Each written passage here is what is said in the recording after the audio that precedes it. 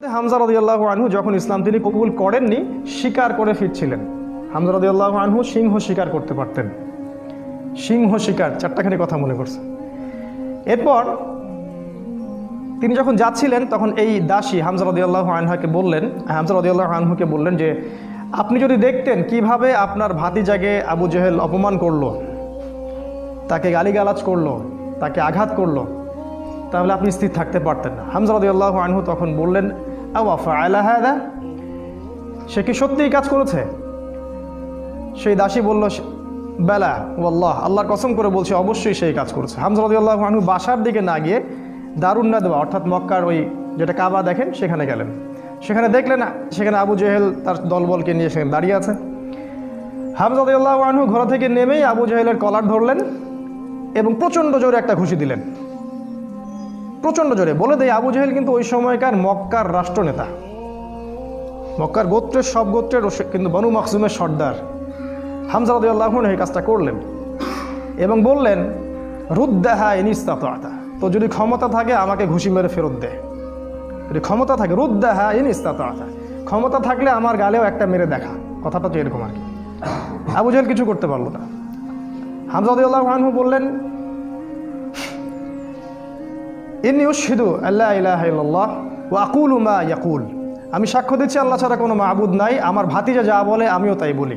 রুদ্দাহা in ইসতাতা, যদি তোমার ক্ষমতা থাকে তাহলে আমাকে আঘাত করে দেখাও, আজকে থেকে আমি তার দলে, সে যা বলে আমিও তাই বলি। হামজা রাদিয়াল্লাহু আনহু ছুটলেন তার ভাতিজার দিকে, দারুল আরকামে গিয়ে তাকে পেলেন এবং সেখানে গিয়ে বললেন, ইয়া ইবনে আখি, হে আমার ভাতিজা, কুনতু আনসুরুকা বিল হামিয়া, আমি তোমাকে এর আগে আত্মীয়তার সম্পর্কের জন্য প্রোটেক্ট করতাম, ওয়ালান আনসুরুকা লিল ইসলাম, আর আজকে থেকে আমি তোমাকে ইসলামের জন্য প্রোটেক্ট করব ইনশাআল্লাহ। এই ঘটনায় রাসূল সাল্লাল্লাহু আলাইহি ওয়াসাল্লাম এত খুশি হয়েছিলেন, তিনি হামজা রাদিয়াল্লাহু আনহুকে একদম বুকে জড়িয়ে ধরে চুমু খাইলেন। আর যখন হামজা রাদিয়াল্লাহু আনহু উহুদের মাঠে শহীদ হন, আমাদের নবীজি অঝোর নয়নে কেঁদেছেন। তার শাহাদাতের দৃশ্য যদি দেখতেন, আমরা যদি দেখতে পারতাম, তাকে বর্ষা নিক্ষেপ করে হত্যা করা হয়েছে, বর্ষাটা তার কলিজা ভেদ করে পিছন দিয়ে বের হয়ে গেছে, চোরাগুপ্তা হামলা চালিয়ে, কারণ সামনে থেকে তাকে মারার ক্ষমতা ছিল না। আজকেও ইসলামকে সামন থেকে শেষ করা এত সহজ না, এই জন্য পিছন থেকে সবসময় চক্রান্ত করতে থাকে এরা, কিভাবে কোথায় কি লাগায় দেওয়া যাবে, কিভাবে কি করা যাবে। আর তার কলিজাটা হিন্দা ছিঁড়ে দাঁত দিয়ে কামড়ানোর চেষ্টা করেছিল। এই হচ্ছে আমাদের শেকড়ের পূর্বপুরুষরা। তাই এই ঘটনাটা উমর রাদিয়াল্লাহু আনহু দেখেছিলেন ওই দিন, এই ঘটনাটা উমর রাদিয়াল্লাহু আনহু দেখলেন এবং বাসায় গিয়ে তিনি চিন্তা করতে থাকলেন যে সব ফাসাদের মূল মনে হয় মুহাম্মদ, এই ব্যক্তিটার কারণেই আরবের মধ্যে বিভক্তি সৃষ্টি হচ্ছে, ফিতনা ফাসাদ সৃষ্টি হচ্ছে। তাহলে আমার করণীয় কি? আমিও তো একটা গোত্রের নেতা, তিনি আদি গোত্রের নেতা ছিলেন, তো তিনি খোলা তরবারি হাতে চললেন, এবার তিনি নবীজিকে হত্যা করবেন। ওই যে ঘটনাটা জানেন আপনারা, পথিমধ্যে একজনের সাথে দেখা হলো, সে বলল যে নবীজিকে হত্যা করার আগে তুমি তোমার বোন আর ভগ্নিপতির বাসায় যাও, তারা তো ইসলাম কবুল করেছে। তিনি আসলেন, এসে দরজা যখন নক করলেন, দরজার আড়াল থেকে শুনতে পারলেন ভিতরে তিলাওয়াত হচ্ছে কিছু একটার, সূরা তাহা তিলাওয়াত হচ্ছিল। তাহা মা আনজালনা আলাইকাল কুরআন লিতাশকা ইল্লা তাযকিরাতাল লিমান ইয়াখশা তানজিলাম মিম্মান খালাকাল আরদা ওয়াস সামাওয়াতিল উলা আর রহমান আলাল আরশি ইস্তাওয়া। তিনি দরজা খুলে ঢুকলেন এবং জিজ্ঞাসা করলেন, মা কুনতুম তাকরাউন, তোমরা কি পড়ছিলে? বোন অস্বীকার করলো যে আমি কিছু না, তাহাদ্দাসনা বাইনানা, আমরা পরস্পরে কথা বলছিলাম। তখন তিনি বললেন যে ফালা তাকদিবা কুনতু সামিআতু ইন্নাকুমা সাবাতুমা, তিনি বললেন যে আমি শুনেছি তোমরা দুজনে সাবা হয়ে গেছো, মানে বেদিন হয়ে গেছো, মিথ্যা বলবে না আমার কাছে। তখন তার ভগ্নিপতি বললেন, ইয়া ওমর হাল রাইতা হাক্কান ফি গায়রি দীনি, এই কথাটা বললেন, হে ওমর তুমি কি ইসলাম ছাড়া অন্য কোনো দিনের মধ্যে হক খুঁজে পেয়েছো? তখন তিনি বুঝতে পারলেন সত্যি সত্যি ইসলাম কবুল করেছে। তিনি মারধর শুরু করলেন, এক পর্যায়ে বোনকে থাপ্পড় মারলেন, রক্তাক্ত হয়ে গেলেন এবং তার বোন তখন তার নাকের উপরেই বললেন যে শাহিদতু আল্লা ইলাহা ইল্লাল্লাহ ওয়া আন্না মুহাম্মাদান আবদুহু ওয়া রাসূলুহু ইফআল মা শি'তা, তোমার যা ইচ্ছা তুমি তাই করো, আমি সাক্ষ্য দিচ্ছি আমরা যে আল্লাহ ছাড়া কোনো ইলাহ নাই এবং মুহাম্মদ আল্লাহর রাসূল সাল্লাল্লাহু আলাইহি ওয়াসাল্লাম। উমর রাদিয়াল্লাহু আনহু ঠান্ডা হলেন এবং যেহেতু বোনকে মারছেন, একটা ভালোবাসা তো কাজ করে, মাথা যখন ঠান্ডা হলো তিনি জিজ্ঞাসা করলেন যে তোমরা কি পড়ছিলে? তিনি বললেন, নাচিন ইয়া উখতি, আমাকে ওই কাগজটা দাও হে আমার বোন, আমি একটু পড়ে দেখি। প্রথমে তিনি দিতে চান নাই, পরে তার ভগ্নিপতি বললেন, তার স্বামী তাকে বললেন যে, ইশারা করলেন তাকে দেও। কারণ তারা জানতেন উমর রাদিয়াল্লাহু আনহু একজন স্বচ্ছ মনের মানুষ ছিলেন, মানে হয় হকের পক্ষে নাহলে বাতিলের পক্ষে, মন একদম ফ্রেশ, ভিতরে কোনো প্যাচ নাই, মানে আমাদের মতো না কিন্তু, মানে কিছু কিছু হকে আবার কিছু কিছু বাতিলে, দেখেন না, সুবিধা খোঁজে, আজকে যদি অনুকূল থাকে তাইলে প্রতিকূল থাকলে নাই, এই টাইপের ছিলেন, একদম স্ট্রেট ফরওয়ার্ড, যে আমি হয় এদিকে আছি না এদিকে। এবার ওমর রাদিয়াল্লাহু আনহু সেই ওই চিরকুটটা পড়া শুরু করলেন, সেখানে ওই সূরা তাহা লেখা ছিল। এবং বলে রাখি, ওই সময় আরবে মেবি, আমি একটু ভুল হতে পারি, 16 থেকে 17 জন পড়াশোনা করতে পারতেন, 16 থেকে 17 জন লেখাপড়া করতে পারতেন, বাকিরা লেখাপড়া করতে জানতেন না। ইভেন আমাদের নবী সাল্লাল্লাহু আলাইহি ওয়াসাল্লামও লিখতে পড়তে জানতেন না, ওমর রাদিয়াল্লাহু আনহু পড়তে জানতেন। তিনি পড়লেন এবং পড়ে বুঝতে পারলেন। যখন তিনি সূরাটা তেলাওয়াত করতে করতে করতে করতে এই আয়াতে আসলেন, সূরা তাহার দেখবেন প্রায় এই যে 10 থেকে 20-এর মধ্যে আয়াতগুলো আছে, যে তাদেরকে অবকাশ দাও সেই দিন পর্যন্ত, জালেমদেরকে অবকাশ দাও সেই দিন পর্যন্ত যখন আল্লাহ পাক তাদের প্রত্যেককে ধরে ধরে হিসাব নেবেন। এই আয়াতগুলো যখন তিনি পড়তে লাগলেন, তখন তার হৃদয়টা গুলে, মানে আল্লাহর কালাম তো, তিনি বুঝতে পারছেন তিলাওয়াত, তিনি আর থাকতে পারলেন, স্থির থাকতে পারলেন না। তিনি একটা কথা বলেন, আমিন হাদা ফাররাত কুরাইশ, কুরাইশরা কি এটা থেকেই পালাচ্ছে? তার ইশারা করলেন যে কুরাইশরা এখান থেকেই পালাচ্ছে। তিনি চোখ দিয়ে দরদর করে পানি পড়তে লাগলো এবং তিনি বললেন, খুজুনি ইলা রাসূলিল্লাহি ওয়া আসহাবিহি, আমাকে আল্লাহ রসুল এবং তার সাহাবীদের কাছে নিয়ে চলো, আযহাবু ইলাইহি ওয়া আসলিমু, আমি তার কাছে যাব এবং ইসলাম কবুল করব।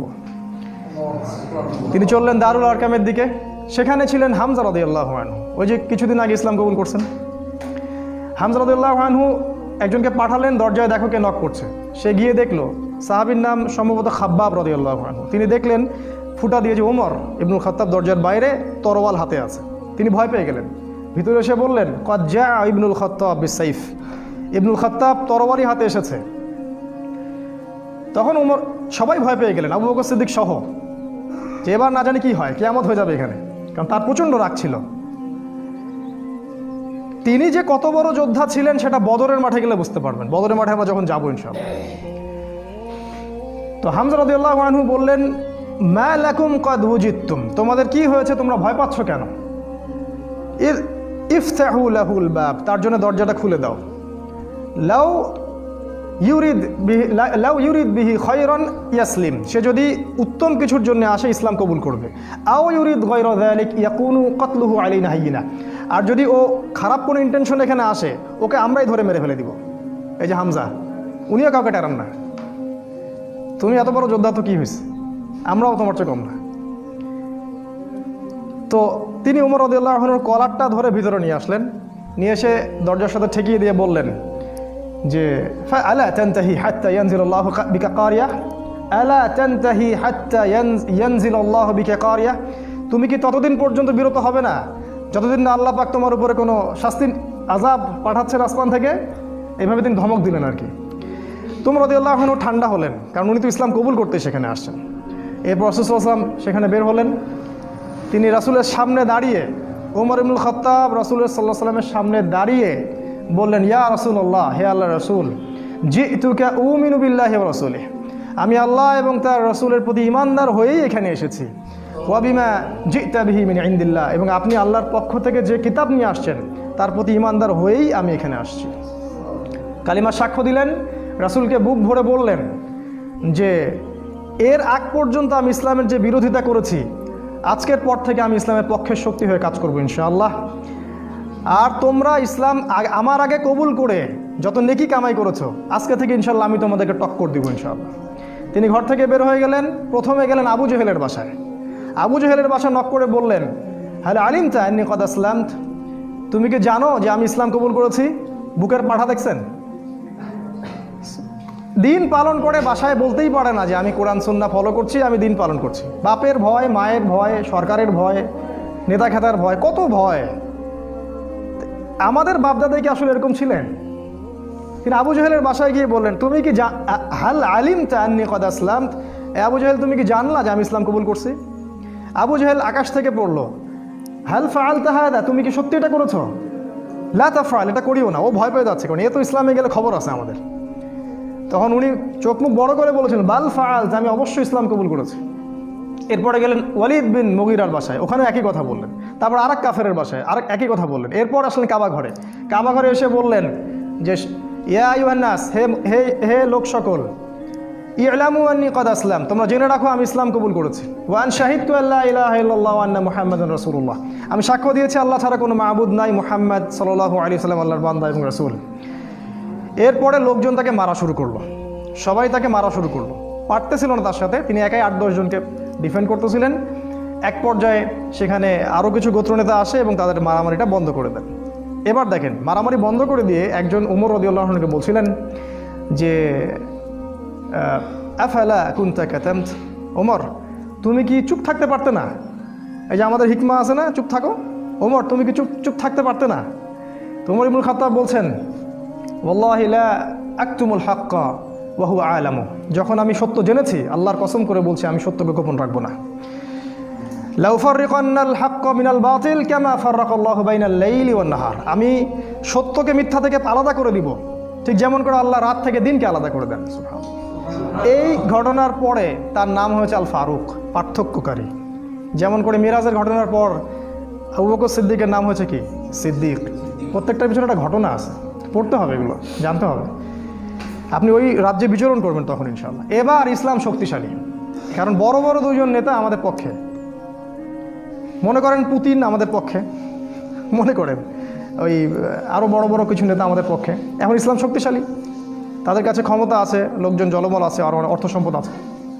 এবার রাসূল সাল্লাল্লাহু আলাইহি ওয়াসাল্লাম এর কাছে গিয়ে ওমর রাদিয়াল্লাহু আনহু বললেন, ইয়া রাসূলুল্লাহ আলাসনা আলাল হক আলাইসু আলাল বাতিল, এভাবে বলতে থাকলেন, আমরা কি হকের উপর নাই, ওরা কি বাতিলের উপর নাই? আলাসনা মুসলিমান, আমরা কি মুসলিম না? আলাইসুল মুশরিকিন, তারা কি মুশরিক না? আমরা কেন এখানে গোপনে এভাবে ইসলামের দাওয়াত দিব? আজকে থেকে প্রকাশ্যে দাওয়াত দিব। এই তারপর থেকে ইসলামের প্রকাশ্য দাওয়াত শুরু হলো এবং মিছিল করতে করতে তারা কাবা ঘরে গেলেন এবং সবাই স্লোগান দিতে থাকলেন, লা ইলাহা ইল্লাল্লাহ মুহাম্মাদুর রাসূলুল্লাহ, লা ইলাহা ইল্লাল্লাহ মুহাম্মাদুর রাসূলুল্লাহ। এবার আরবের লোকরা জাজল্যমান একটা দৃশ্য দেখতেছে, রেভলিউশন। হঠাৎ করে এই যে 50, 60, 70 জন মানুষ বের হচ্ছে রাস্তায় এবং কালিমার সাক্ষ্য দিচ্ছে। ওই সময় কিন্তু এই পপুলেশনটা খুব কম না, একটু বেশি। এবার নির্যাতনের মাত্রা আরও বাড়তে থাকলো। আমাদের হাতে অল্প সময় আছে, আমি 5 মিনিটে শেষ করছি ইনশাল্লাহ। নির্যাতনের মাত্রা বাড়তে থাকলো এবং এক পর্যায়ে সাহাবীদের প্রতি এমন মর্মান্তিক নির্যাতন করা হলো। কিছু নমুনা আপনারা জানেন, ওই যে বিলাল রাদিয়াল্লাহু আনহুর ঘটনা, সুমাইয়া রাদিয়াল্লাহু আনহার ঘটনা, আবার খাব্বাব, তারপরে মুসআব বিন উমাইর, এদিকে উসমান রাদিয়াল্লাহু আনহু, ইভেন আবু বকর সিদ্দিক, সমস্ত সাহাবীকেই টর্চার করা হলো। মানে ফিজিক্যাল, মেন্টাল, ইকোনমিক্যাল, এমন কোনো টর্চার নেই যেটা করা হয়। এরপর রাসূল সাল্লাল্লাহু আলাইহি ওয়াসাল্লাম তাদেরকে বললেন, আবিসিনিয়ায় তোমরা হিজরত করো, দিন কায়েম দেখেন। অনুকূল পরিবেশে এখন আমরা প্রকাশ্যে দাওয়াত দিচ্ছি, এখানে নির্যাতন হচ্ছে, ওখানে কিন্তু বোম ব্লাস্ট করছি না। আমরা বলছি যেখানে দিন পালনের সুযোগ আছে, অনুকূল পরিবেশ আছে, তোমরা সেখানে চলে যাও। সাহাবীরা চলে গেলেন ইথিওপিয়ায়, ওই যে আমি গতদিন খুতবায় বলেছিলাম, আবিসিনিয়ায়। ওখানে একজন বাদশা ছিলেন, সেই বাদশার নাম নাজাশি। সে ছিল একজন খ্রিস্টান নাসারা, একজন খ্রিস্টান আমাদেরকে আশ্রয় দিল। সব খ্রিস্টান এক না, সব খ্রিস্টান এই পশ্চিমা সভ্যতার মতো ওই ছেলে ছেলে বিয়েকে জায়েজ বলে না। এরা গডলেস পিপল, এই পৃথিবীর সবচেয়ে বড় জালেম এবং ফেরাউন এরা, এবং আবু জেহেলও বটে। এই বাদশা নাজাশি আমাদেরকে আশ্রয় দিলেন, আমরা রেফিউজি ছিলাম সেখানে, ওরা আমাদেরকে আশ্রয় দিল এবং আমরা সেখানে শান্তিপূর্ণ একটা পরিবেশে দিন পালন করতে থাকলাম। প্রথমে একবার হিজরত হলো, তারপর আরও একটা দল হিজরত করলো এবং কাফেররা বসে থাকেনি, তারাও সেখানে কূটনৈতিক তৎপরতা চালালো। আমর ইবনে আসকে সেখানে পাঠানো হয় এবং সেখানে মোনাজারা, বাহাস হয়। সেই বাহাসে জাফর রাদিয়াল্লাহু আনহু ওই বাদশার সামনে দাঁড়িয়ে সূরা মারিয়াম তেলাওয়াত করেছিলেন, আর ওই বাদশা কিন্তু ছিল নাসারা বা খ্রিস্টান। সূরা মারিয়ামের তেলাওয়াত শুনে সেই বাদশার চোখ দিয়ে ঝরঝর করে পানি পড়তে থাকলো। তিনি বুঝতে পারলেন যে এটা আল্লাহর পক্ষ থেকে এসে। তিনি বলেছিলেন একটা কথা, এটা লোভ সামলাতে পারছেন, তিনি বলেছেন যে ইন্নাহা লাহুদান ইয়াখরুজু মিন মিশকাতিন ওয়াহিদা মা আনজালাল্লাহু আলা ঈসা ইবনে মারইয়াম ইন্নাহা লাহুদা ইয়াখরুজু মিন মিশকাতিল ওয়াহিদা, এটা বলেছেন। এই বাদশা নাজাশী বলেছিলেন যে তুমি যে তেলাওয়াত করলে শুনে মনে হচ্ছে ঈসার কাছে যেটা এসেছিল এটা সেই একই আলোক বর্তিকা থেকে এসেছে। এ তো খ্রিস্টান, এ কি এদের মতো খ্রিস্টান? এরা কি এখান থেকে হেদায়েত নেবে না? সেই বাদশা নাজাশী মুসলিমদেরকে আশ্রয় দিলেন, সেখানে আমরা থাকলাম। এক পর্যায়ে এদিকে নির্যাতন আরও বাড়তে থাকলো। রাসূল সাল্লাল্লাহু আলাইহি ওয়াসাল্লাম এবং সাহাবীদেরকে 3 বছর বয়কট করা হলো। 3 বছর তারা ওই যে পাহাড়ের পাদদেশে ওটাকে বলা হয় শিয়ারে আবু তলেব, সেখানে 3 বছর গাছের ছাল পাতা খেয়ে থেকেছে। সামান্য ভাই কষ্ট করে একটা সেমিনারে আসতে পারেন না, দিন কায়েমের স্বপ্ন দেখেন, সামান্য 10টা টাকা খরচ করতে পারেন না, মাসে জ্ঞানও দিতে পারতেছেন না, সামান্য একটু সিরা পড়বেন সেটা পড়তে পারেন না, দিনের জন্য সামান্য একটু এফোর্ট দিবেন, জানমাল ব্যয় করবেন, কোন মুখ দিয়ে সাহাবীদের নাম উচ্চারণ করেন? 3 বছর শুধু গাছের ছাল পাতা খেয়ে থেকেছে। ওই সময় অনেক ত্রাণ আসতো, হামজা রাদিয়াল্লাহু আনহু ত্রাণ ফেরত দিতেন, ত্রাণের দরকার নাই, আল্লাহ রিজিক দিবেন। কি ইমান, কি জজবা!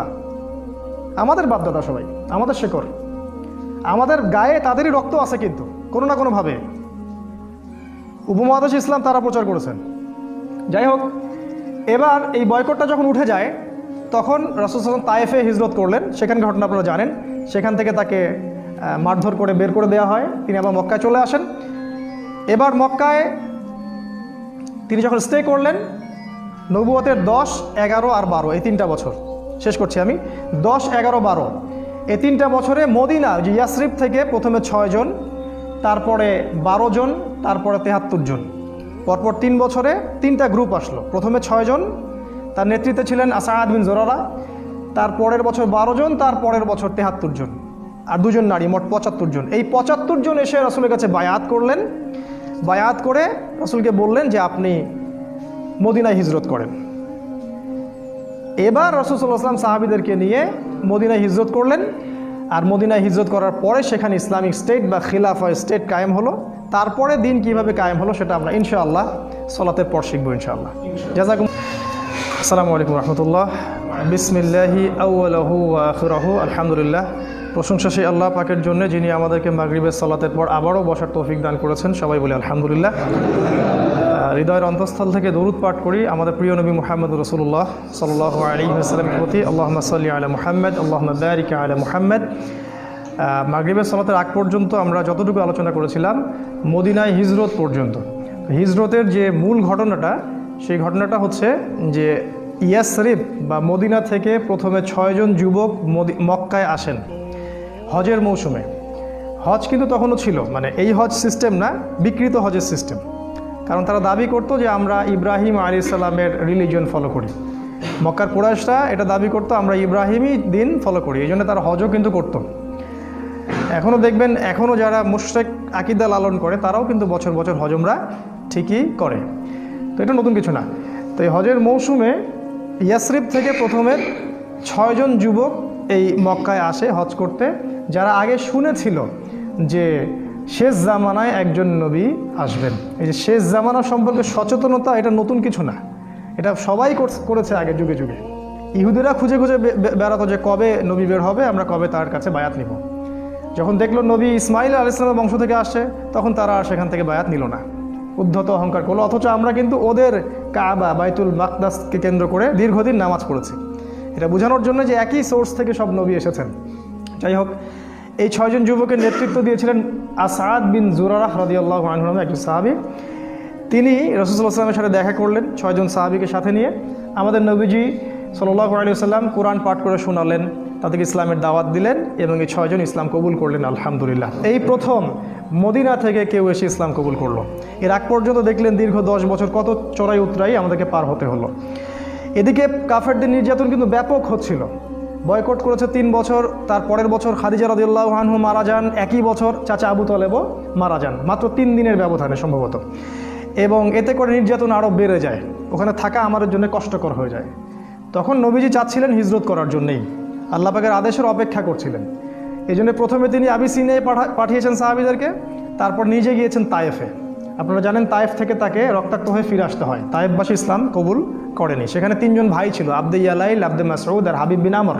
এরা নবীজিকে পাথর নিক্ষেপ করে মাথা ফাটিয়ে দিয়েছিল, ছোট ছোট ছেলেপেলেদেরকে লেলিয়ে দিয়েছিল, যারা নবীজিকে রক্তাক্ত করেছিল। আর আমাদের নবীজি তাদের জন্য বদদোয়া করেননি, বরং দোয়া করেছিলেন যে আমি আশা করি আল্লাহ পাক এর পরবর্তী জেনারেশন থেকে এমন কাউকে বের করবেন যারা আল্লাহর একত্ববাদে বিশ্বাস করবেন।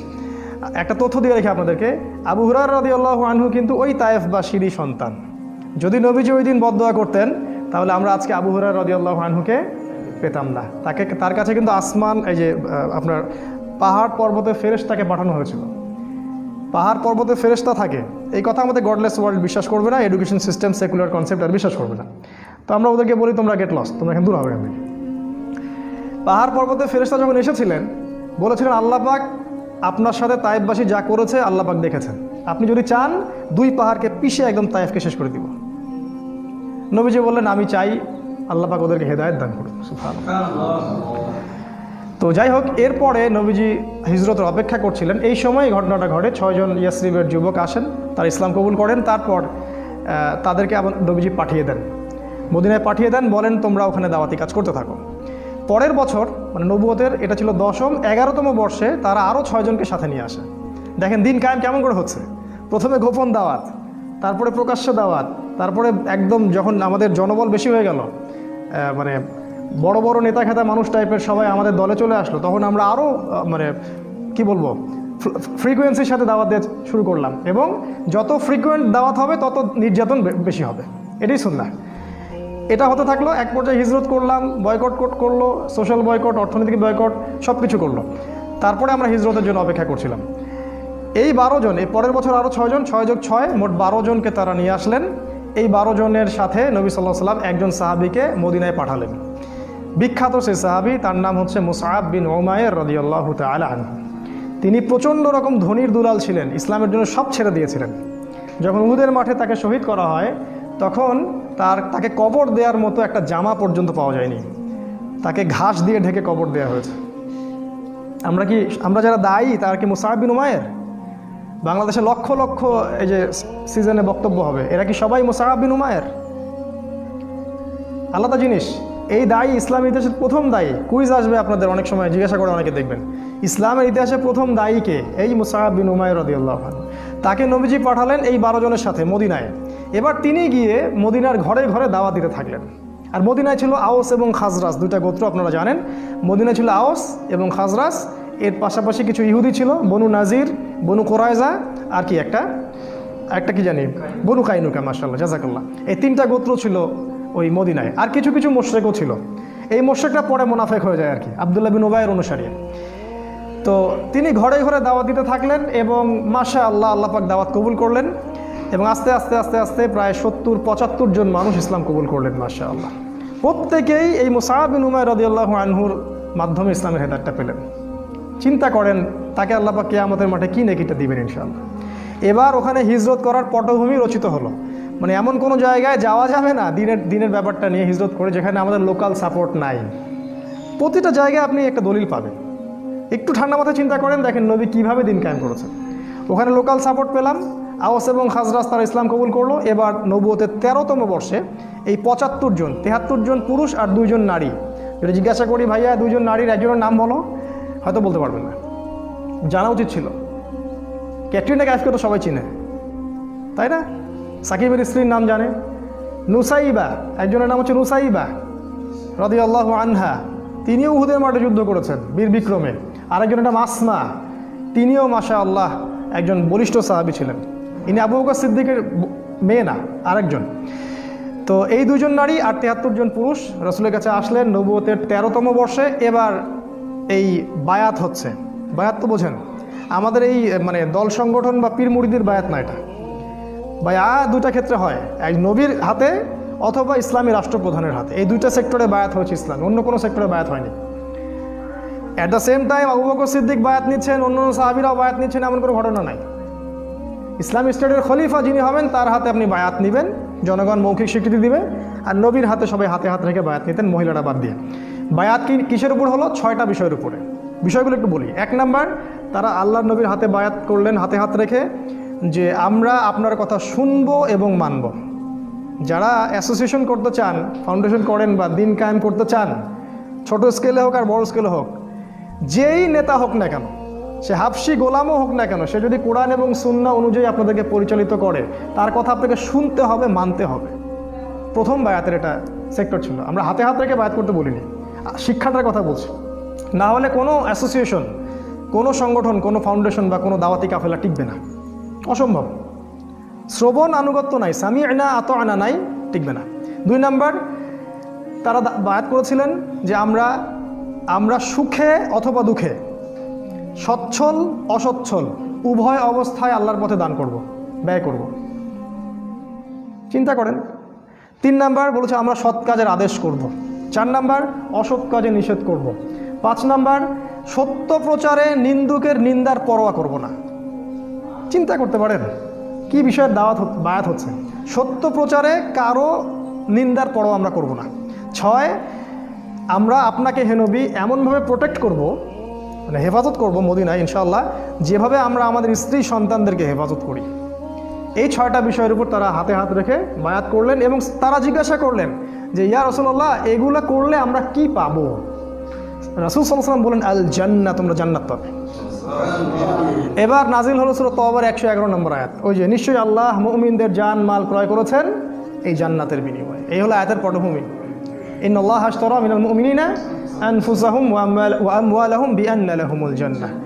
যখন আপনি এই বিষয়গুলো জানবেন তখন কোরআন হাদিস পড়ে মজা পাবেন, কখন কোনটা কোন জায়গায় আসছে। এবার নবীজি হিজরত করলেন, একা না, তিনি সবার শেষে গেলেন। প্রথমে সাহাবীদেরকে পাঠিয়ে দিলেন। নেতা যে হবে সে আগে বিপদ ফেস করবে, তার অনুসারীদেরকে সে আগে সিকিউর জায়গায় নিয়ে যাবে, তারপর সে যাবে। একজন নেতাকে হতে হবে আত্মত্যাগী। আগে কর্মীদের স্বার্থ দেখতে হবে, তাদের মেন্টালিটি বুঝতে হবে, কার মানসিকতা কি, কার মধ্যে কি পোটেনশিয়াল আছে। তিনি যাকে তাকে দাওয়াত দিতে পাঠান নাই, মুসআব বিন উমাইরকেই পাঠিয়েছেন, কারণ তিনি জানতেন যে তার মধ্যে এই যোগ্যতাটা আছে। তারপর তিনি হিজরত করলেন। আপনারা জানেন ওই হেরা গুহায় কি হলো, গারের সাউরে কি হলো। এদিকে 100 উটের ঘোষণা হলো, ধরে আনতে পারলে 100 উট দেওয়া হবে। আল্লাহ পাক তাকে নিরাপদে পৌঁছে দিলেন মদিনায়। এইবার মদিনায় গিয়ে ইসলামিক স্টেট কায়েম হলো। কিভাবে? আওস এবং খাজরাজের সাহাবীরা আনুগত্য করলেন এবং রাসূল সাল্লাল্লাহু আলাইহি ওয়াসাল্লামকে ইসলামিক স্টেটের প্রেসিডেন্ট বানিয়ে দিলেন। আল্লাহ পাক এই ওয়াদাটা করেছিলেন, সূরা নূরের 55 নম্বর আয়াতটা পড়ে দেখবেন। আল্লাহ পাক আগেই বলেছিলেন যে ওয়া'আদাল্লাহুল্লাযীনা আমানু ওয়া আমিলুস সলিহাতি লা ইস্তাখলিফান্নাকুম ফিল আরদ কামা ইস্তাখলাফাল্লাযীনা মিন ক্বাবলিকুম। আয়াতটা শোনেন, আল্লাহ পাক বলছেন নিশ্চয়ই আল্লাহ ওয়াদা করেছেন যারা ঈমানদার এবং যারা সৎ আমল করে যে আল্লাহ পাক তাদেরকে অবশ্যই খেলাফত দান করবেন। সূরা নূরে আছে 55 নম্বর আয়াত। খেলাফত পাওয়ার শর্ত এটা, আপনাকে ঈমানদার হতে, প্রকৃত আমল সালেহ করতে হবে। একটা বড়, শেষের দিকে আরও 2টা শর্ত আছে। 1, আল্লাহর সাথে শিরিক করা যাবে না। আর 2 নাম্বার, আল্লাহ যখন ক্ষমতা দিবেন তখন ইনসাফ ছাড়া অন্য কোনো দুর্নীতি করা যাবে না, তাহলে শক্তি নষ্ট হয়ে যাবে, খেলাফত চলে যাবে, যেটা হয়েছে এখন আমাদের আর কি। খেলাফা কায়েম হয়ে গেল এবং ওখানে ইহুদিদের সাথে একটা চুক্তি হলো। আওস খাজরাজ ইহুদি সবার সাথে একটা চুক্তি হলো, কারণ ওরা ইসলামিক স্টেটের মধ্যে চলে আসলো। ওরা পছন্দ করেনি নবীকে, তারপরেও তাদেরকে সেখানে থাকতে তারা বাধ্য হলো। এবং মুশরিক যারা ছিল ওখানকার, তারা মুনাফিক হয়ে আব্দুল্লাহ বিন উবাইয়ের নেতৃত্বে ইসলামের শত্রুতা করতে থাকলো। তারা বাহ্যিকভাবে ইসলাম কবুল করলো ঠিকই, কিন্তু অভ্যন্তরীণ দিক থেকে তারা ইসলামকে পছন্দ করেনি। আর আমাদের নবী এই সনদটার নাম দিয়েছিলেন মদিনা সনদ। আজকে যদি প্রতিটা মুসলিম দেশ, অ্যাটলিস্ট মুসলিম দেশ মদিনা সনদ অনুযায়ী চলতো, তাহলে আমাদের সমাজের অবস্থা আজকে এমন হতো না। মুখে খালি বলি আমরা মদিনা সনদ, কোনো মদিনা সনদের এগুলা বাস্তবায়ন নাই, সবই বোগাস, আইওয়াশ, খালি মানুষকে ধোকা দেওয়া। এরপর কি হলো? এরপরে আমরা কিন্তু দেখেন স্টেট পেলাম। দেখেন ইসলামিক আইন বাস্তবায়ন কখন হলো? যখন আমরা স্টেট পেলাম। তারপরে মক্কায় কোনো ইসলামিক আইন বাস্তবায়ন করলেন না নবীজি। মক্কায় যখন সাহাবীদেরকে নির্যাতন করা হচ্ছিল, সাহাবীরা বলছিলেন আমাদেরকে যুদ্ধের অনুমতি দেন ইয়া রাসূলুল্লাহ, আমরা আল্লাহর পথে যুদ্ধ করব এই মুশরিকদের বিরুদ্ধে। আমাদের নবীজি কিন্তু বলছেন সবর করো, ইসবির ইয়া আলা ইয়াসির ইন্নামা ওয়াইদাকুমুল জান্নাহ, তোমরা ধৈর্য ধরো, তোমাদের জন্য জান্নাত আছে। ওই সময় ধৈর্যটাই ছিল আমাদের জিহাদ, কারণ মক্কায় আমাদের এরকম পরিবেশ ছিল না। কখন কি করতে হবে দিন কায়েমের ক্ষেত্রে বুঝতে হবে। মদিনায় গিয়ে আমরা পেলাম ইসলামিক স্টেট, আমাদের সার্বভৌমত্ব, মদিনার চুক্তি হয়ে গেল। এবার আমরা ইকোনমির দিকে ফোকাস করলাম, অর্থনীতি শক্তিশালী করা শুরু করলো, সামরিক প্রশিক্ষণ দেওয়া শুরু করলো, সাহাবীরা অস্ত্রশস্ত্র বানানো শুরু করলেন, একদম কূটনৈতিক তৎপরতা শুরু হলো এবং সারিয়া অভিযান শুরু হলো। আজকে ওই গোত্রে তো কালকে ওই গোত্রে, কারণ আমাদের মিলিটারি পাওয়ার আছে। এখন আমরা ফোর্সফুলি অন্য গোত্রে যাচ্ছি এবং গিয়ে ওদেরকে ইসলামের দাওয়া দিচ্ছি। কোনো কোনো ক্ষেত্রে ওরা যদি অন্যায় করে আমাদের বিরুদ্ধে, আমরা ওখানে অস্ত্র দিয়ে প্রতিবাদ করছি। এক পর্যায়ে মুশরিকরা মক্কার, তারা যখন বদর প্রান্তে আসলো, তখন আমরা ওখানে গেলাম। আমরা আক্রমণ করিনি বদরে। তোমরা যারা ইসলামকে জঙ্গিবাদের আর এই যে সন্ত্রাসের ধর্ম বানিয়েছো মিডিয়ার মাধ্যমে, তোমাদের মতো ছোট লোক এই পৃথিবীতে কারণ নাই আর কি। এদের মতো বড় মিথ্যাবাদী এই পৃথিবীতে কারণ নাই, কেউ নেই। বদরে ওরা আক্রমণ করেছিল, আমরা ডিফেন্ড করেছি প্রথম, এবং ওদের সৈন্য সংখ্যা ছিল 1000, আমাদের মাত্র 300 জন। ওদের 70টা উট, এতগুলা ঘোড়া, আমাদের মাত্র 2টা ঘোড়া। অসম যুদ্ধ, কোনো ক্যালকুলেশনই মিলবে না যুদ্ধ। তারপরে আল্লাহ পাক ওই যুদ্ধে আমাদেরকে বিজয় দান করলেন। যুদ্ধের ঘটনা অনেক ডিটেলস আজকে বলার সময় নাই, এতটুকু বলছি ওই যুদ্ধে আল্লাহ পাক ফেরেশতাদেরকে দিয়ে আমাদেরকে সহযোগিতা করেছে। যদি আজও সেই ঈমান, সেই আমল, সেই তাকওয়া থাকে, সেই ইসলাম থাকে, আজকেও আল্লাহ পাক ফেরেশতাকে নামায় আমাদেরকে হেল্প করতে পারেন ইনশাআল্লাহ। এবং সেটা হচ্ছেও পৃথিবীতে। দেখবেন বিভিন্ন জায়গায় অনেক মুসলিম ভাই যারা দীর্ঘদিন ধরে এই কুফফার, এই ফাসেকা জালেমদের বিরুদ্ধে দাঁড়িয়ে আছে, আপনি দেখবেন তাদের হাতে এমন কোনো অস্ত্রশস্ত্র নাই, কিন্তু তারপরেও বড় বড় পরাশক্তিরা ওদের সামনে মাথা নত করতে বাধ্য হচ্ছে। দেখছি না আমরা এগুলো মিডিয়ার মাধ্যমে। এখন আল্লাহ পাক সাহায্য করেন। আল্লাহ পাক সূরা সূরা আনফালের মধ্যে বলেছেন যে আল্লাহ পাক প্রায় 5,000 3,000 ফেরেশতা আল্লাহ পাক পাঠিয়ে দিয়েছিলেন সেদিন মুসলিমদের সহযোগিতা করার জন্য। আল্লাহ পাক চাইলে আরও 1,000 পাঠাতে পারতেন। আল্লাহ বলেছেন এই কথাগুলো। বদলে জিতলাম আমরা, এবং শোচনীয় পরাজয় ওদের। 70টা বড় বড় নেতাকে শেষ করে দেওয়া হলো, একটাকেও বাকি রাখা হয়নি। আর বলে দেই, এই মক্কায় কিন্তু নবীজি এদের নাম ধরে ধরে বদদোয়া করেছিলেন। আপনারা হয়তো জানেন, মক্কায় নবীজি এদের নাম ধরে ধরে বদদোয়া করেছিলেন, আল্লাহ একে দেখে নিও, একে দেখে নিও, একে দেখে নিও।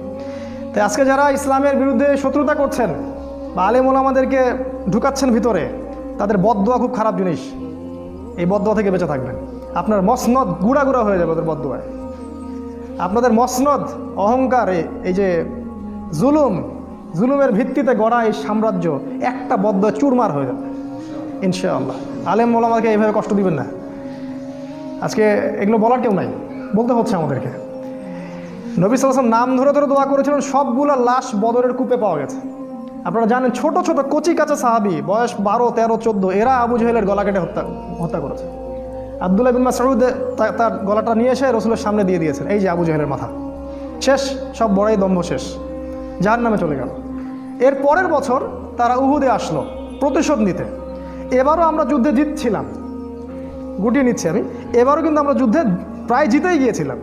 নবীজি বলেছিলেন, এই পাহাড় থেকে তোমরা 50 জন নামবে না। যদি দেখো আমাদেরকে পাখি ঠোকরাচ্ছে লাশের উপরে, তারপরেও তোমরা এই 50 জন এখান থেকে নামবে না। নেতার আদেশ, ভালো করে দেখেন। আমি বারবার বলছি, আপনার নেতা যেই হোক না কেন, সে যদি কোরআন সুন্নাহর অনুকূলে আদেশ করে, আপনি আল্লাহর ওয়াস্তে সেটা মানতে বাধ্য। কেন? না হলে ইসলামের ক্ষতি হয়ে যাবে, দ্বীনের ক্ষতি হয়ে যাবে। ওই 50 জন দেখলেন যে যুদ্ধে আমরা প্রায় জিতেই গেছি, আল গানিমা বলে তারা ওখানে দৌড়ানো শুরু করলেন। আর এই সুযোগের অপেক্ষা করছিলেন কে? খালিদ বিন ওয়ালিদ। তখন তিনি ইসলাম কবুল করেননি। তিনি পিছন দিক থেকে ঘোড়সাওয়ার নিয়ে আসলেন এবং একেবারে কচু কাটা বলতে যা বোঝায়, একদম ছিন্ন ভিন্ন হয়ে গেল যুদ্ধের ময়দান। সমস্ত সাহাবী বিচ্ছিন্ন হয়ে পড়লেন। ইভেন আমাদের নবী সাল্লাল্লাহু আলাইহি ওয়াসাল্লামও একা হয়ে পড়লেন। তার পাশে মাত্র 7 জন কি 9 জন সাহাবী বাকি ছিলেন। আমাদের নবীজি বললেন, কে আছো এদের থেকে আমাকে প্রোটেক্ট করবে? একটা একটা করে সাহাবী বলছিলেন, আমি আমি আমি, এবং জীবন দিচ্ছিলেন। তালহা রাদিয়াল্লাহু আনহু তিনি বলেছেন যে আমার এই বুকের মধ্যে তীর এসে লাগছিল এবং আমার ওই সময় ঘুম পাচ্ছিল। সুবহানাল্লাহ। এবং সাকিনা আল্লাহ পাক দিয়েছিলেন। তিনি এক হাতে তরবারি নিয়ে লড়াই করছিলেন। তার গায়ে পরে দেখা গেছে 70টা অস্ত্র চোটের দাগ আছে, 70টার মতো। এই তালহা রাদিয়াল্লাহু আনহা, তাকে বলা হয় জীবন্ত শহীদ। তার পাশেই মাত্র 7 থেকে 9 জন সাহাবী ছিলেন। তারা প্রত্যেকে জীবন উৎসর্গ করে নবীজিকে প্রোটেক্ট করলেন। আমাদের নবীজি আহত হলেন, তার দাঁত ভেঙে গেল। এইখানে এই ডান চোয়ালের ভিতরে কড়া আছে না, লৌহ বর্মের কড়া, এটা ঢুকে চলে গেছিল ভিতরে। 3 জনের নাম আজকে বলতেছি না, সময় কম, সময় লেগে যাবে। এই 3 জন নবীকে আক্রমণ করেছিল আর কি। ইবনু কামিয়া একজনের নাম, একজন সাদ ইবনে আবি ওয়াক্কাসের ভাই, এরা মিলে নবীকে আক্রমণ করেছিল। তো নবীজি রক্তাক্ত হলেন, আহত হলেন, এবং সাহাবীরা প্রায় 70 জন সাহাবী শহীদ হয়ে গেলেন। তার মধ্যে বিখ্যাত সাহাবী হামজা রাদিয়াল্লাহু আনহু ছিলেন, যাকে বর্ষা নিক্ষেপ করে হত্যা করা হয়। এই মুসআব বিন উমাইর রাদিয়াল্লাহু আনহুও শহীদ হয়ে গেলেন। এগুলো বলার আমার খুব পিপাসা ছিল, ইনশাল্লাহ পরে এক সময় হবে। যে এই সাহাবীর ডান হাত কেটে ফেলা হয়, ডান হাত দিয়ে অস্ত্র চালাচ্ছিলেন, ডান হাত কেটে ফেলা হয় অস্ত্রের আঘাতে, তারপর বাঁ হাত দিয়ে তরোয়াল চালাচ্ছিলেন। একজন মুসলিম কখনো পরাজিত হয় না, শেষ পর্যন্ত সে সার্ভাইভ করার চেষ্টা করবে। তারপর তিনি বুকের সাথে পতাকাটাকে জড়িয়ে রেখেছিলেন। এই অবস্থায় তাকে দ্বিখণ্ডিত করে হত্যা করা হয়। এই হলো মুসআব বিন উমাইর রাদিয়াল্লাহু আনহু। এরকম অসংখ্য সাহাবী, 70 জন সাহাবী সেদিন শহীদ হয়ে গেলেন। কেন? ওই যে নেতা আদেশ করেছিলেন, ওখান থেকে নেমো না, যদি আমাদেরকে দেখো পাখি ঠোকরাচ্ছে তাও নেমো না। তারা কিন্তু দৌড়ালেন গানিমা। এই ভুলের মাসুল দিতে হলো। এবং সাময়িকভাবে আমরা উহুদ যুদ্ধে কিন্তু মোটামুটি বলা যায় পরাজিত দ্বার প্রান্তে চলে গেলাম। যদিও বা তারপরে ওই সাহাবীদের মাধ্যমে, এবং আল্লাহ রাসূল ডাক দিলেন, এই সাহাবীরা তোমরা আমার কাছে চলে আসো। তখন সাহাবীরা যখন তার কাছে আসলেন, নবী সাল্লাল্লাহু আলাইহি ওয়াসাল্লাম আস্তে আস্তে করে উহুদ পাহাড়ের দিকে উঠে গেলেন এবং তাকে সেভ করা হলো। কিন্তু ব্যাপক ক্ষতি হয়ে গেল ইসলামের, 70 জন সাহাবী শহীদ হয়ে গেলেন। এই হলো উহুদ। তারপরে আসলো খন্দক। পরের বছর তারা আবার আক্রমণ করলো। এবার তারা ওই ইহুদিদের সাথে চুক্তি করে আক্রমণ করলো। ভিতরের ইহুদি বনু কুরাইজার সাথে চুক্তি করে তারা আক্রমণ করলো। ভিতরেও শত্রু, বাইরেও শত্রু, কি করবে? এখন সালমান আল ফারসি তিনি পরামর্শ দিলেন, ইয়া রাসূলুল্লাহ, সামনে একটা খন্দক খুঁড়ে ফেলেন। এটা হচ্ছে পারস্যের টেকনিক, মানে ওই সময় ইরাক ইরান এই জায়গার টেকনিক, যুদ্ধ টেকনিক, কৌশল। খন্দক থাকলে ওরাও আসতে পারবে না, আমরাও ডিফেন্ড করতে পারবো। আমাদের নবীজি খেয়ে না খেয়ে সেই খন্দক খুঁড়লেন নিজে, খালি পেটে, পেটের মধ্যে পাথর বেঁধে। প্রত্যেক সাহাবীকে 10 হাত করে জায়গা দেওয়া হলো, তোমরা খোঁড়ো। আজকে আমরা যারা দিনের রিপ্রেজেন্টেটিভ আর কি, দিনের জন্য কিছু কিছু কাজ করতে নিজের অপমান মনে হয়, ছোট মনে হয়, তাই না? আমাদের নবীজি নিজে সেখানে খন্দক খুঁড়লেন, এত বড় নেতা হয়েও।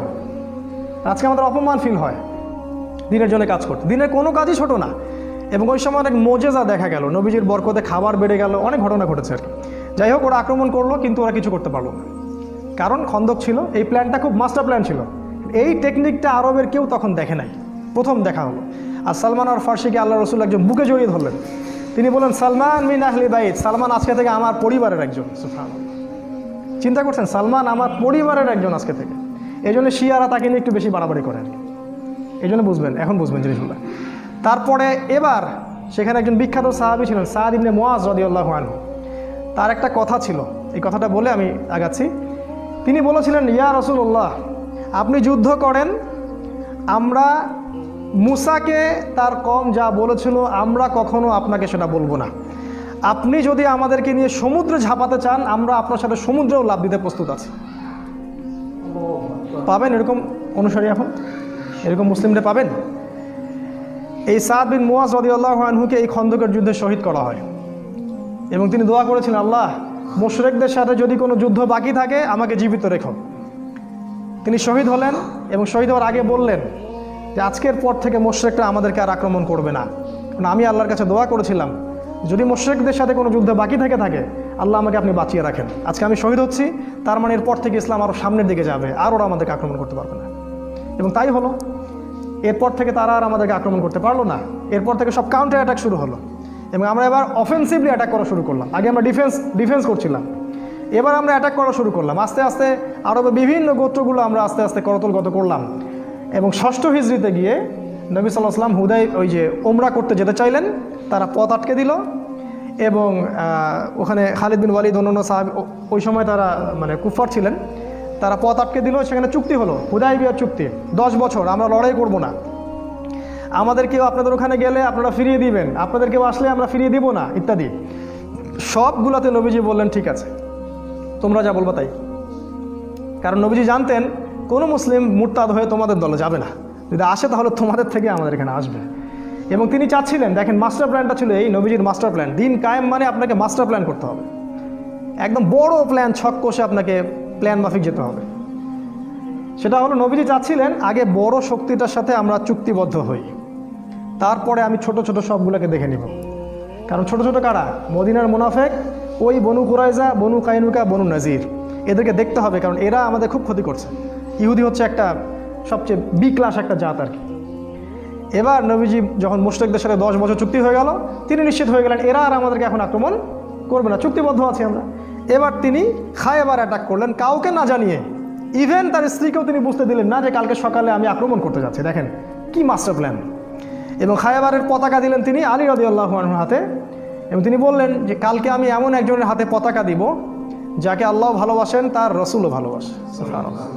সবাই আশা করছিলেন যে আমি হব সেই সাহাবী, কিন্তু সকালবেলা তিনি খুঁজলেন আলী কোথায়। ওই ছোট্ট আলী যার কথা বললাম প্রথমে, বড় হয়ে গেছে এখন। উনি ইসলামের এমন কোনো যুদ্ধ নাই যেখানে রসুলের পাশে ছিলেন না, বদরেও, উহুদে, সব জায়গায়। আমাদের বাচ্চাদেরকে আলীর মতো তৈরি করতে হবে রাদিয়াল্লাহু আনহু। তো তাকে পতাকা দেওয়া হলো এবং বলা হলো যে তোমার দ্বারা যদি একটা ব্যক্তিও হেদায়েত পায় তাহলে সেটা হবে লাল উট কোরবানি করার চেয়ে বেশি নেকির কাজ। এখানে একটা ঘটনা ঘটে। আলী রাদিয়াল্লাহু আনহু যেটা দুর্গ জয় হচ্ছিল না, সেই দুর্গে একজন সেনাপতি ছিল, তার নাম হচ্ছে মারহাব।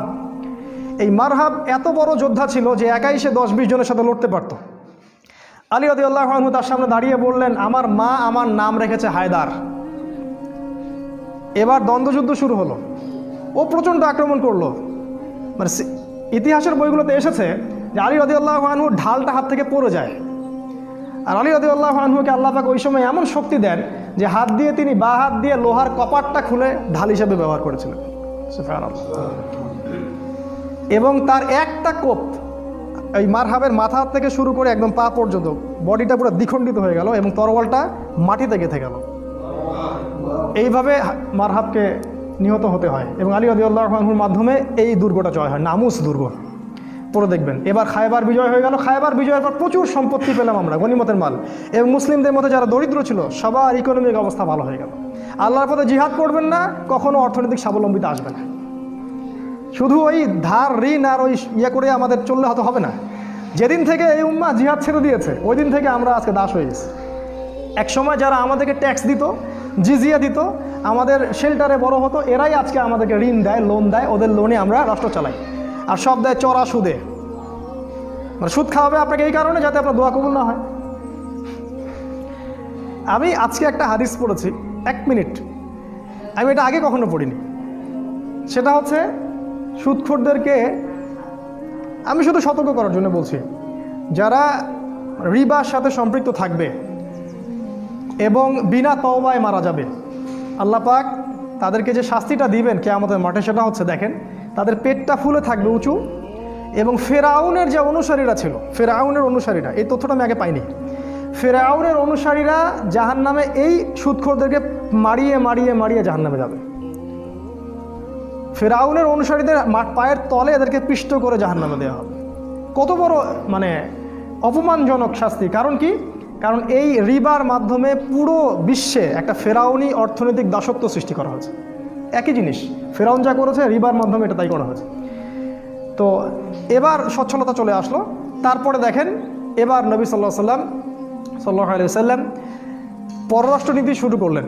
রোমের সম্রাটকে দাওয়াত দিচ্ছেন, ওইদিকে হিরাক্লিয়াসকে দাওয়াত দিচ্ছেন, মিশরে দাওয়াত দিচ্ছেন। আস্তে আস্তে এটা এক্সপ্যান্ড করলো। আগে ছিল শুধু মদিনায়, এখন চলে গেল পুরো বিশ্বব্যাপী। কীভাবে দিন কায়েম হচ্ছে দেখেন, লেভেলগুলো দেখেন। এবার দলে দলে মানুষ ইসলামের দিকে আসতে থাকলো, দলে দলে মানুষ। এর মধ্যে কিছু বিচ্ছিন্ন ঘটনা ঘটেছে, যেমন বীরে মাউনার ঘটনা, তারপরে আপনার ওই যে 70 জন সাহাবিকে ট্র্যাপে ফেলে হত্যা করা হয় সেটার ঘটনা। অনেক ঘটনা ঘটেছে যেখানে অনেক সাহাবিকে কিন্তু ওই কাফের মুশরিকরা অনেক ট্র্যাপ সৃষ্টি করে মেরে ফেলেছে। ওই যে খুবাইব রাদিয়াল্লাহু আনহু, তাকে শুলে চড়িয়ে হত্যা করা হয়েছে, অনেক সাহাবিকে মেরে ফেলা হয়েছে। কিন্তু তারপরেও ইসলাম থেমেছিল না, মানুষ দলে দলে ইসলাম কবুল করতে থাকলো। এবং রাসূল সাল্লাল্লাহু আলাইহি ওয়াসাল্লাম এবার মক্কা অভিমুখে অভিযান দেওয়ার মনস্থ করলেন। তিনি একটা ওসিলা খুঁজছিলেন, আল্লাহ পাক সে ওসিলা দিয়ে দিলেন। কারণ মদিনার শেল্টারে একটা গোত্র ছিল আর মক্কার শেল্টারে আরেকটা গোত্র ছিল। কোনো না কোনোভাবে এই দুই গোত্রের একটা দ্বন্দ্ব হয়ে যায় এবং ওই মুশরিকদের আন্ডারে যে ছিল তারা মুসলিমদের একজন মানে যেটাকে বলে জিম্মি, তাকে হত্যা করে এবং তারা চুক্তি লঙ্ঘন করে। এবার নবী সাল্লাল্লাহু আলাইহি ওয়াসাল্লাম সুযোগ পেয়ে গেলেন, প্রায় লক্ষাধিক সৈন্য বলা হয় সাহাবী নিয়ে তিনি মক্কা অভিমুখে রওনা হলেন এবং কাউকে না জানিয়ে উল্টো দিক দিয়ে, যাতে ওরা বুঝতে না পারে আমি মক্কায় যাচ্ছি। ট্যাকটিক কত স্মার্ট তিনি! দেখেন, মুশরিকদের সাথে চুক্তি করে খায়বার অ্যাটাক করলেন, কারণ বড় শত্রু আমাকে এখন কিছু করতে পারবে না, এখন আগে একে দেখে নেই, তারপরে আমি একে দেখে নেব। আমাদের মতো ওই খালি মসজিদে আসো যাও এই কনসেপ্টে তিনি বিশ্বাসী ছিলেন না। প্ল্যান করে আগাতেন যে এরপরে কি তারপরে কি। তিনি কখনো ক্লান্ত হতেন না। এগুলো সুন্নাহ, স্ট্র্যাটেজিক সুন্নাহ। তারপর মক্কা যখন অ্যাটাক করা হয় তখন মক্কার মুশরিকরা বুঝে ফেললো আর আমাদের গত্যন্তর নাই।